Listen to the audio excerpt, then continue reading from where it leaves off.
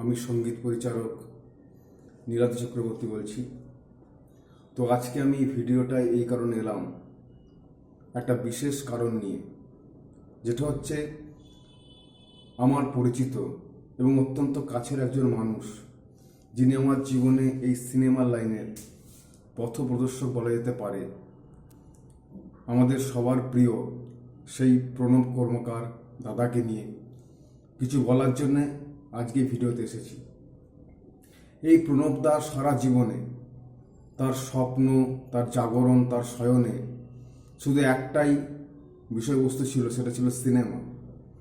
তিনি সব সময় সিনেমার কথা ভাবতেন এবং তার জীবনের সর্বস্ব তিনি সিনেমার জন্য উজাড় করে দিয়েছিলেন। এবং তার ফলস্বরূপ 3টে ছবি তিনি বিভিন্ন হলে রিলিজ করতে পেরেছিলেন এবং মানুষের ভালোবাসা অনেক পেয়েছিলেন।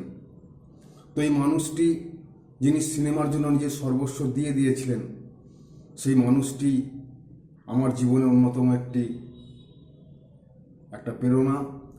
এবং আজকে একটা বিরাট যে কর্মযজ্ঞ শুরু করতে চলেছি সঙ্গীত মুখর বাংলা ছবি করার, তো সেই কর্মযজ্ঞে সেই প্রণববাবুকে স্মরণে করেই আমরা এগিয়ে চলব, তার আশীর্বাদ নিয়ে। তিনি আজ আমাদের মধ্যে নেই এই পৃথিবীতে, তার আশীর্বাদ আমাদের পাথেয় এবং এই ভিডিওর মাধ্যমে তার আশীর্বাদ এবং তার যারা অনুগামী, তাকে যারা ভালোবাসেন, তাদের শুভেচ্ছা প্রার্থনা করছি।